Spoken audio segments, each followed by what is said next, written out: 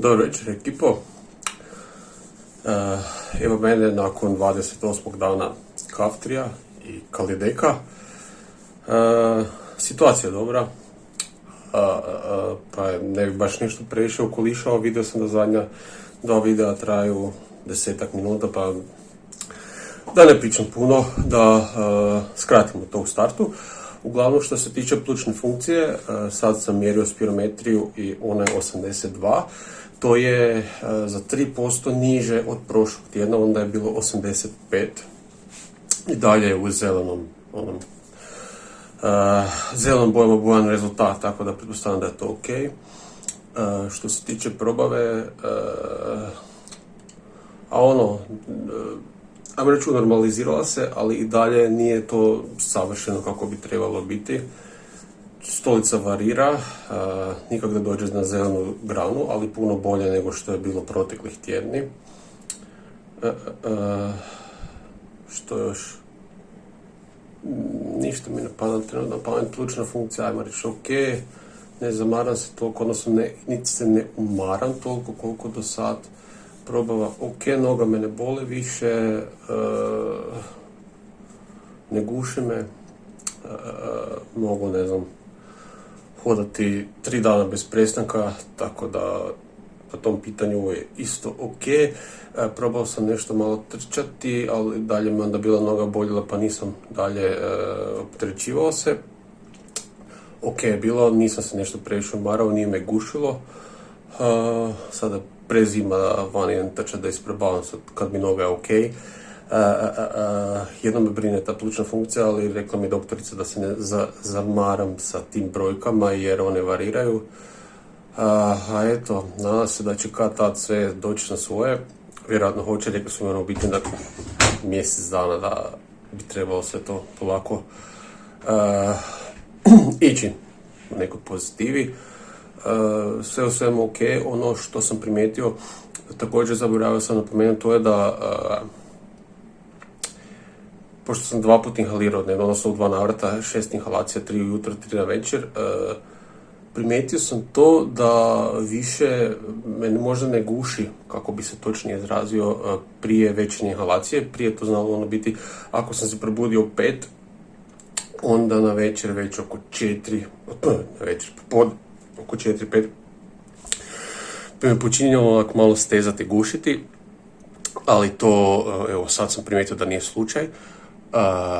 Isto tako primijetio sam da nakon uzimanja Ventolina mi nije ništa, da mogu lakše udahnuti, nego lakše mogu udahnuti već od uzimanja samog Kaftrija. Tako da treba vidjeti, možda niti to neće biti potrebno, ali iskreno to je onak niti minuta poslije da udahnem par puta i to je to. Tako da što se tiče toga, to mi je onak ok. Jer recimo prije Kaftrija, dok sam uzeo Ventolin, onda sam točno osjetio da mi se, moram reći, pluća prošire i da lakše mogu udahnuti, ali sad već u startu mogu, s obzirom da su mi očito to tablete omogućile. Kaj još?